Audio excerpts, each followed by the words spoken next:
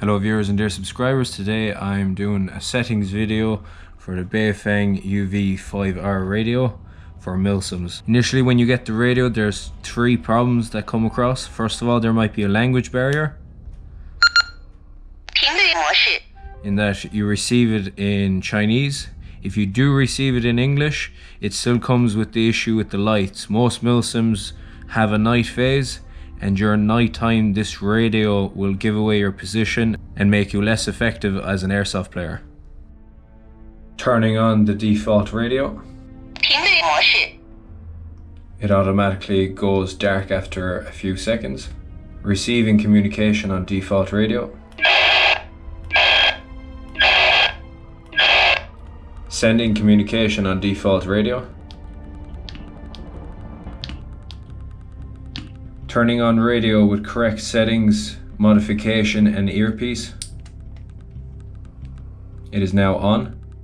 Receiving communication on modified radio. Sending communication on modified radio. Finally, sometimes these radios come with a very high step, in which case two radios on the exact same frequency will have an issue communicating to each other. So this radio and this radio might be on the same frequency. Because this radio step or offset is too high, this radio will be able to transmit to this radio, but this radio will not be able to transmit back to this radio. We're also going to look at dual band monitoring, in which case your radio will be able to be on two different frequencies and hear from two different frequencies, which will be good for Milsims if you're on your section frequency, but you're also listening to the command element frequency. And we're going to look at modifications for the radio to make it better both in range, protection and communications.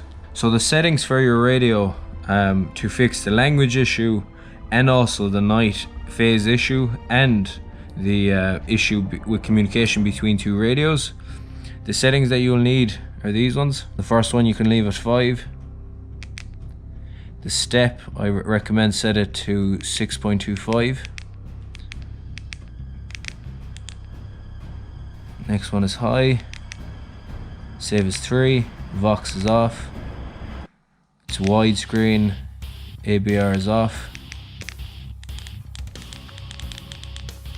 TDR, this is listening in two different frequencies. I'm going to set it off for my radio and I'll explain later why. Beep is off because it'll give away your position. TOT you can leave at 60. RDCS is off. RCTCS is off. TDCS is off. TCTCS, this one you set to the first one. Voice, now it's in Chinese, you can set it to off or English. I recommend putting it into off. ANI ID you can leave as it is, that's same. S code leave, all good, all good, all good. Offset keep it at 0. Memory channels, delete channels. Now these are the lights, again these are the lights that will give away your position at the night phase element of a Milsim. I recommend just turn them all off because they will get in your way and give away your position.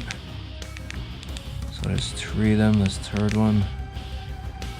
This one's set to sight, VHF, A, off.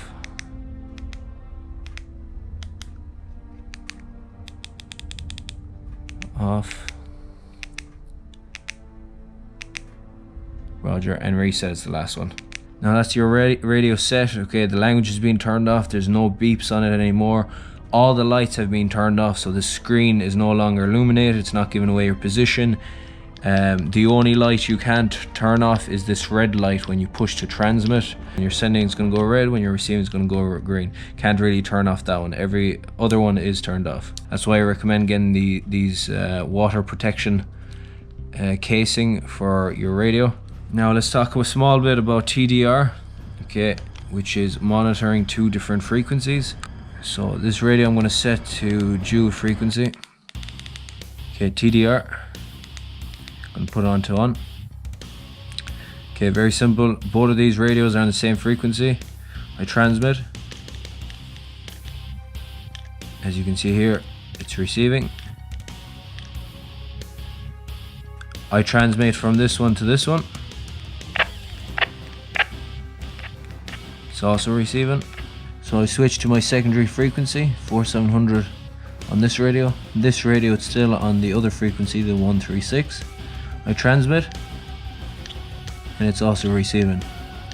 So this radio now with TDR on is receiving frequencies on both of these frequencies, 136 and 4700. It's only transmitting on the 136. So if I hit push to talk now, this one's not receiving it because it's not on the same frequency. Okay, so there is a pro and con of it.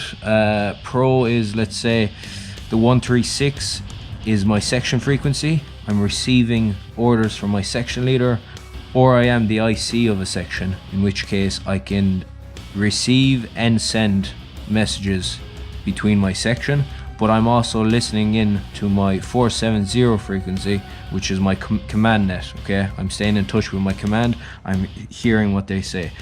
The con of that is if there's a lot of traffic from both coming in, the radio will pick up the first one. So let's say command sends a message from command to a different section, not my section. I hear that message. At the same time, one of my infantrymen sends a message to me advising there's tangos to our left. I won't hear that message. So my entire section might take a knee or take cover, whereas I'm still walking as normal. So that is a con. You will have to think about it, how you're playing. I'd recommend not to use it, but it does have its benefits in some cases. So now we've set the radios, they're ready to go.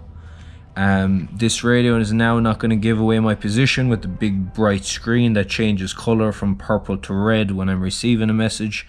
Likewise, this light is still on, but I mean, you can put some black electrical tape and cover this up and it won't give away your position, but more or less it's ready to go. Modifications for the radio, as you can see, they're both the same radio. This one I've done a small bit to it. I've got the extended battery. Okay, so it goes into the back, it's just an extended battery. Benefit of it, the main benefit of it, obviously you have the benefit of extra battery, meaning it won't run out as fast. But the main benefit of it is that it charges now with the USB cable. So I plug that USB in and this one goes into the battery itself, which is a huge benefit with these radios. The standard charger you get for these batteries of the radios is one of these. So you plug that in, it stands like so and it charges. Now it's fairly flimsy and also not really trustable charger. The light sometimes causes spasms. There's a lot of parts that can break in this and not charge your radio. Also the fact that these are visible.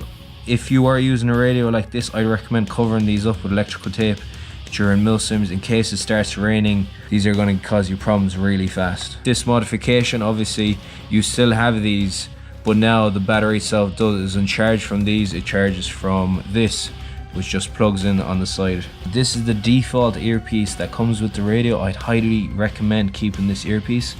In terms of these covers, I recommend them. First of all, it covers up that light, but also it protects your radio from rain.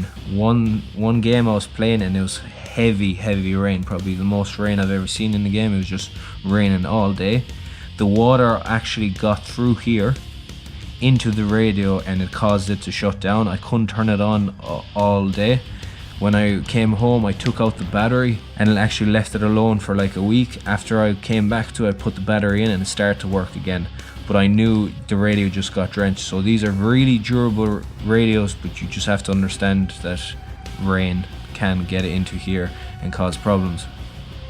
So that's why I got this cover. Also, it covers up these very bright buttons. Now they're not a big thing, but they still get into the way if during night phase or anything like that. So this cover offers protection, but also kind of camouflages the radio a small bit and gets rid of that light.